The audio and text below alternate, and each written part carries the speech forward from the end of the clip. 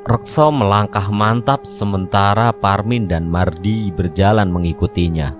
Setengah memaksa memang Rekso mengajak Parmin dan Mardi untuk membantunya. Tekadnya bulat, cucu pertama Parmin harus bisa diselamatkan.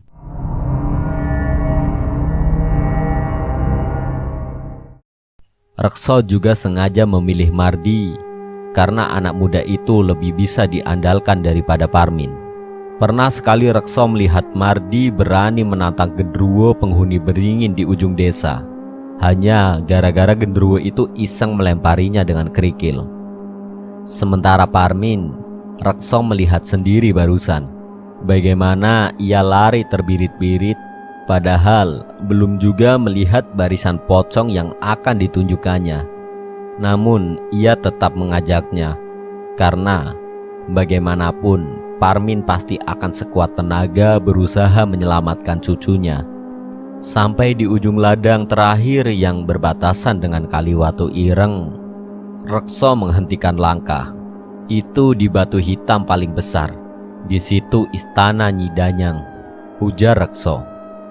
Di balik samar kabut, Parmin dan Mardi melihat sebongkah besar batu berwarna hitam pekat, lebih pekat dari batu di sekitarnya.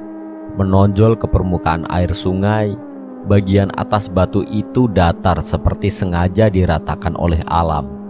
Sementara tambias air sungai sesekali naik membasahi. "Bagaimana Min? Di, sudah siap?" tanya Rekso. Mardi dan Parmin mengangguk mantap. Rekso lalu mengajak keduanya menuruni tebing ladang hingga sampai di pinggir Kali Watu Ireng. Di antara gemuruh suara aliran air sungai, samar-samar Rekso menangkap suara bayi menangis perlahan. Ia memandang Parmin dan Mardi. Keduanya seolah menangkap maksud Rekso. Mereka berhenti mencari asal suara bayi tersebut.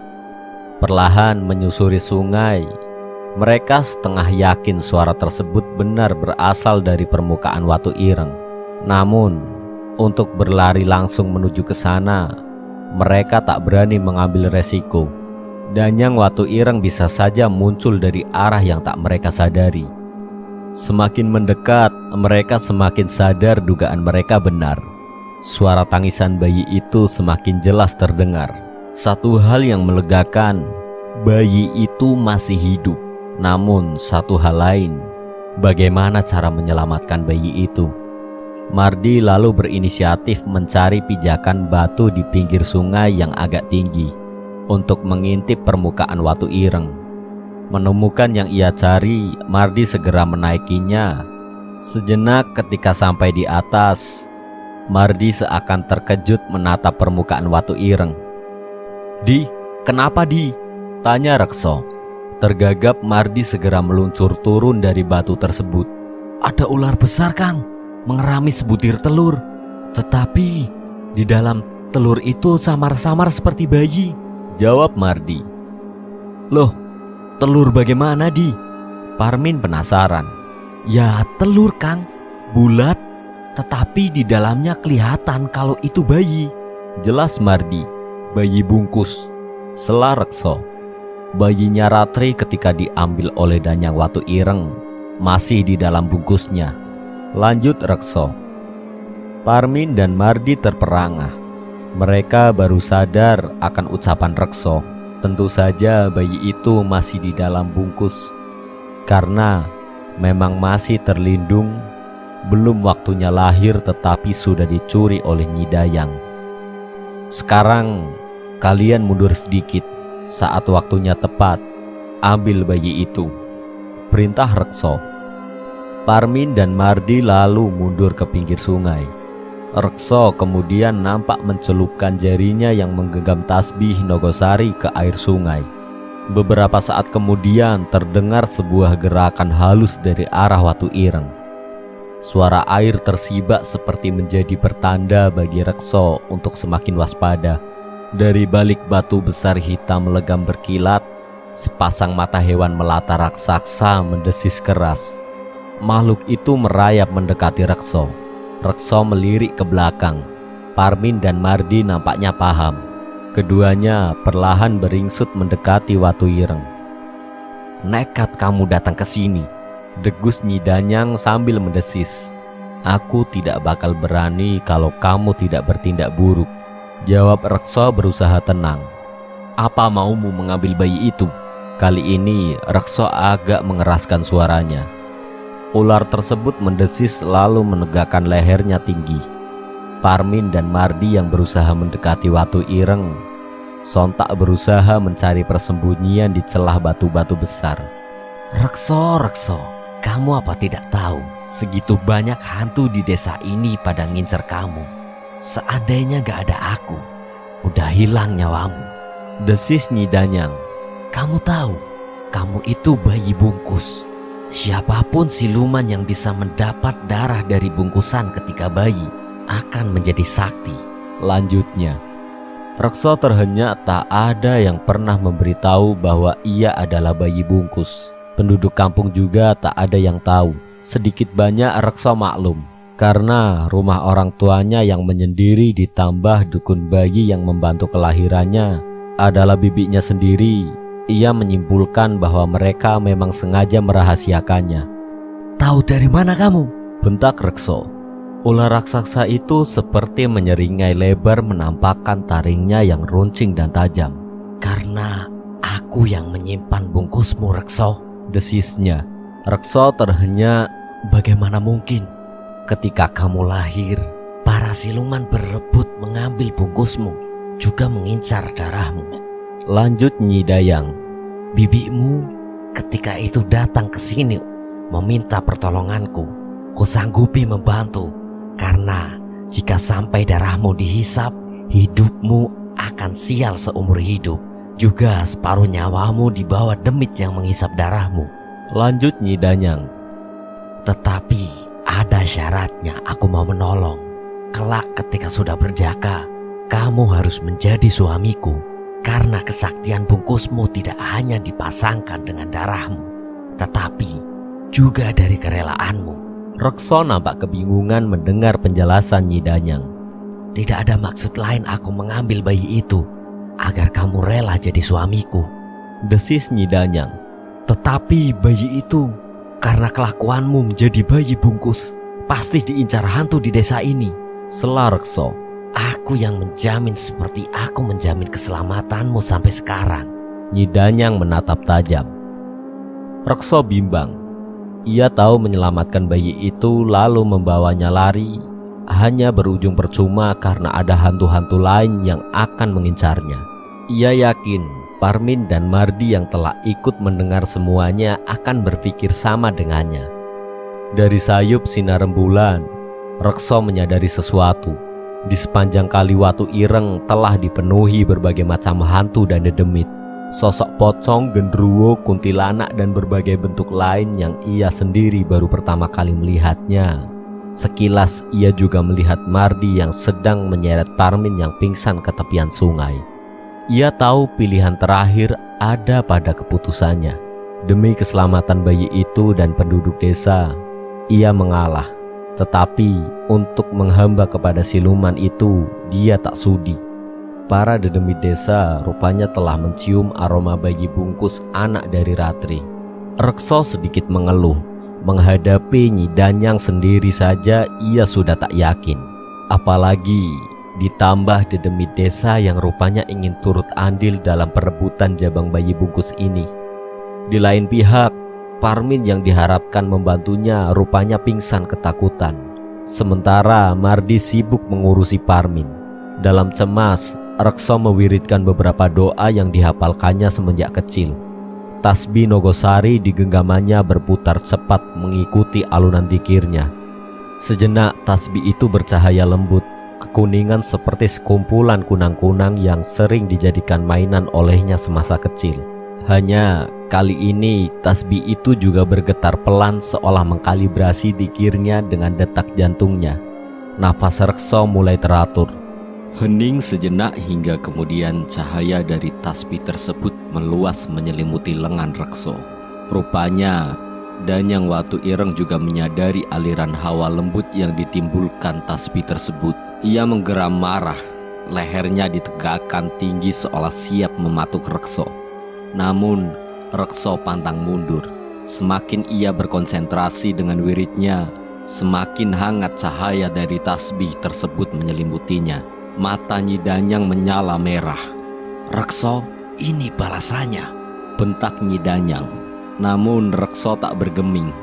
Satu atau dua demit yang nampaknya mulai tak nyaman dengan cahaya tasbih tersebut perlahan meninggalkan tepian kali Watu Ireng, hingga hanya menyisakan 7 dedemit dengan aura yang angker. 7 dedemit itu perlahan merengsek turun mendekati jabang bayi bungkus di atas batu hitam. Mardi yang melihat hal tersebut nampak panik. Berkali-kali ia mencoba membangunkan Parmin dari pingsannya. Rekso pun menyadari kehadiran 7 dedemit tersebut. Namun ia tak bisa banyak membantu karena dirinya sendiri saat ini sedang berhadapan langsung dengan Danyang Watu Ireng. Penuh kewaspadaan ia mengamati setiap gerakan lawan di depannya. Ular besar tersebut semakin tinggi menegakkan kepalanya. Sekejap kemudian diiringi dengan raungan dahsyat, ular itu melontarkan tubuhnya, bukan ke arah Rekso, namun menuju tepat di tengah-tengah 7 dedemit yang telah berhasil mendekati si jabang bayi. "Jangan ikut campur kalau tidak ingin kehilangan tempat di dunia," geram Nyi Danyang. Namun rupanya 7 dedemit tersebut tak mengindahkan ancaman Nyi Danyang. Mereka nampaknya sudah berkomplot untuk merebut bayi itu. Salah satu dedemit itu meraung menyerang bagian perut Nyi Danyang yang terbuka. Sementara 2 lainnya menyerang dari sisi kanan dan kiri kepala sang ular.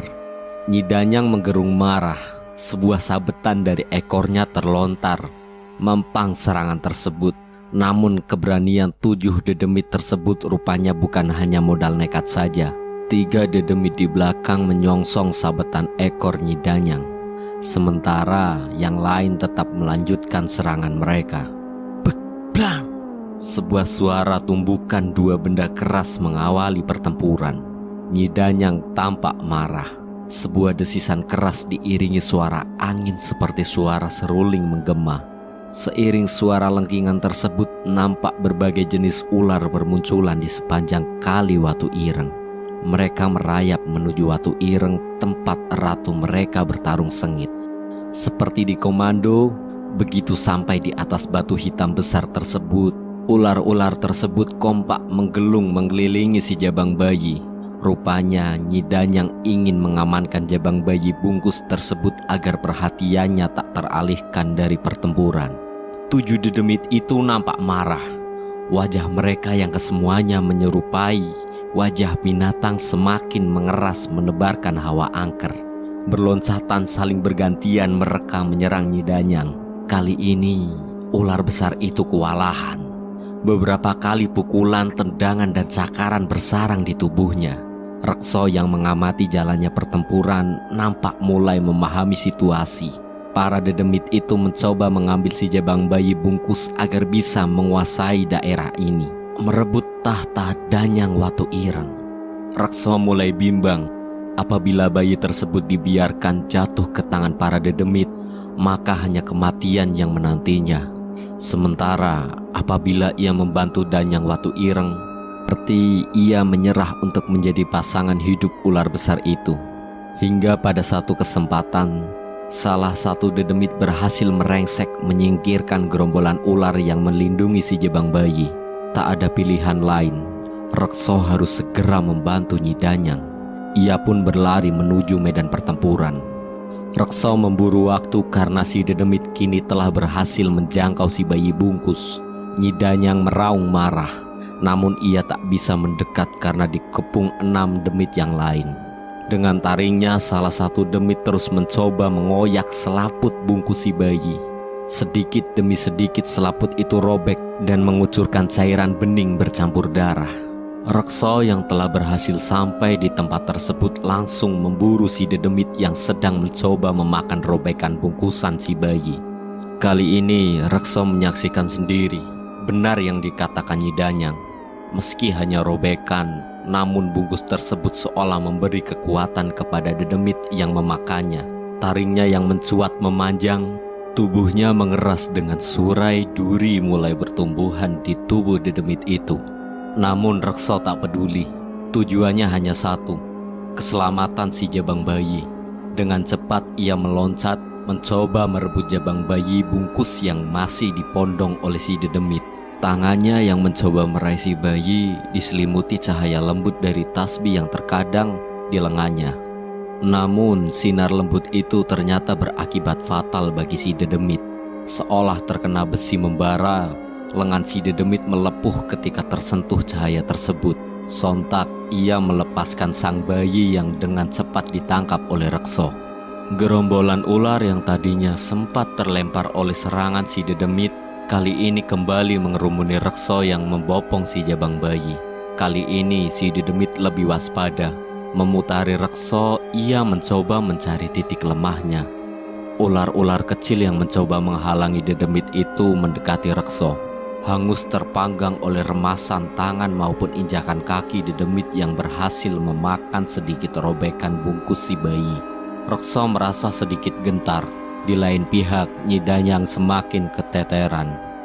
"Nyi Danyang!" teriak Rekso. Ular besar itu melenggak, kepalanya menghadap ke arah sumber teriakan tersebut. "Kembalikan bungkusku, akan kubantu kamu," lanjut Rekso. Ular tersebut mengeram, nampaknya tak ada pilihan lain. Sejak ia menatap Rekso tampak menimbang. "Ku kembalikan bungkusmu, Rekso. Tapi nanti ketika waktunya, aku meminta kembali. Harus kamu berikan," teriak Nyi Danyang. Rekso mengangguk. Ular raksasa itu lalu menurunkan kepalanya seperti akan menyerap. Perutnya bergetar hebat, lalu mulutnya membuka lebar dan melontarkan sebuah benda sebesar ibu jari manusia dewasa. Dengan sigap, Rekso menangkap benda itu. Sesaat setelah menggenggam benda itu, tubuh Rekso bergetar hebat. Secara ajaib, benda itu menyelubungi tubuh Rekso lalu menghilang, menyatu dengan kulit badannya. Rekso merasakan sensasi luar biasa. Tubuhnya seolah mendapat tenaga yang luar biasa. Seluruh panca inderanya menjadi berkali lipat lebih tajam dari sebelumnya. Bahkan tasbih Nogosari yang dipegangnya ikut bersinar semakin terang. Rekso percaya diri. Sebuah tendangan keras ke arah dedemit di depannya mengawali sepak terjangnya. Suara keras dari benturan antara kaki Rekso dan lengan dedemit di depannya mengagetkan Mardi. Secepat kilat ia mendongak. Nyaris tak percaya Mardi melihat Rekso yang umurnya jauh lebih tua darinya melakukan gerakan bela diri yang sungguh luar biasa. Tendangan, pukulan, dan sapuan beruntun dilancarkan Rekso. Tinggal menunggu waktu hingga tumbangnya si dedemit. Dengan sebuah gerakan ringan, Rekso berhasil menghindari sebuah cakaran dedemit tersebut. Lalu secepat kilat ia menusukkan kakinya tepat ke dada lawannya. Sebuah raungan hebat mengiringi jatuhnya si dedemit yang terlempar jauh keluar arena. Sejenak kemudian nampak tubuh si dedemit mengeluarkan asap berbau anyir lalu terbakar tak tersisa. "Mardi, bawa jabang bayi ini," tanggap Mardi berlari menuju Watu Ireng, meninggalkan Parmin yang mulai siuman. Rekso meloncat turun lalu menyerahkan bayi merah yang bungkusnya telah robek sebagian. "Kang, bayinya masih hidup atau enggak?" Mardi nampak cemas. Rekso nampak memeriksa sejenak bayi tersebut. Kemudian ia menyapukan tangannya yang masih berkalung tasbih tersebut ke wajah sang bayi. Seketika bungkus bayi yang telah robek tadi kini menyatu dengan kulit sang bayi sama seperti dirinya. Hanya saja bungkus bayi tersebut tak menutup sempurna. Sekilas Rekso melihat bagian pundak kanan bayi itu tak tertutupi bungkusnya, karena telah robek dicabik dedemit yang baru saja dikalahkannya. Rekso lalu menepuk punggung si bayi. Hingga tak lama kemudian bayi itu menangis. "Kencengnya kalau nangis. Wah, laki-laki ini." Mardi nampak lega melihat bayi yang ternyata laki-laki itu masih hidup. Rekso mengangguk kepada Mardi lalu kembali naik ke Watu Ireng membantu Nyi Danyang menuntaskan pertempuran. Kali ini baik Rekso maupun Nyi Danyang masing-masing menghadapi 3 dedemit. Nampak gerombolan hantu itu mulai ciut nyalinya. Beberapa kali Rekso mendapati mereka mencoba lari dari pertempuran. Namun, ia tak mau mengambil resiko. Setiap kali salah satu dari mereka mencoba kabur, maka Rekso langsung memampangnya dengan tendangan ataupun pukulan. Dan nampaknya Nyi Danyang juga melakukan hal yang sama dengan Rekso. Akhir pertempuran hampir bisa ditebak. Keenam dedemit yang tersisa menemui ajalnya. Rekso menghela nafas lega. Nampak Nyi Danyang yang baru saja menuntaskan lawan terakhirnya kini berdiri tegak dengan wujud wanita cantik berbusana keraton, sangat cantik seandainya saja tak ada taring di sudut bibirnya. "Rekso, sekarang kamu telah bertemu bungkusmu," suara Nyi Danyang lembut. "Tapi ingat janjimu, ketika sudah waktunya aku minta kembali bungkusmu. Itu sudah dititipkan ke aku." "Maaf Nyi, bungkus ini telah kembali kepada yang punya," tegas Rekso menjawab. Nyi Danyang nampak sedikit gusar. Namun, merebut bungkus itu sekarang sama saja dengan bunuh diri. Ia lalu mundur dan kembali ke wujudnya. Sebuah geraman besar mengiringi kepergian ular besar yang merayap menghilang di kegelapan Kaliwatu Ireng. "1000 bulan purnama, Rekso, tunggulah." Sebuah bisikan suara wanita terdengar jelas di telinga Rekso. "1000 bulan lagi, sudah lebih dari cukup untukku menjalani hidup," gumam Rekso sambil tersenyum. Rekso memandang Waluyo dari kejauhan. Ia tersenyum. Tak banyak yang tahu kejadian yang sebenarnya saat pemuda itu lahir. 1000 purnama sudah di depan mata, bisik Rekso. "Kalau sudah waktunya, kuwariskan bungkusku nak. Karena jika Nyai Danyang tahu pundak kananmu gak ketutup bungkus, bisa jadi bencana." Wonosari menuju senja. Kabut dingin mulai turun seiring penduduk kembali ke rumahnya masing-masing. Rekso menghela nafas sejenak, lalu kembali meniti tasbih di genggamannya, melantunkan dzikir memuja Tuhannya. Sekian. Terima kasih buat teman-teman yang tetap stay di channel Jurus Sejarah. Jangan lupa like, comment, subscribe, dan share sebanyak-banyaknya. Apabila ada kesalahan, kami mohon maaf. Wassalamualaikum warahmatullahi wabarakatuh.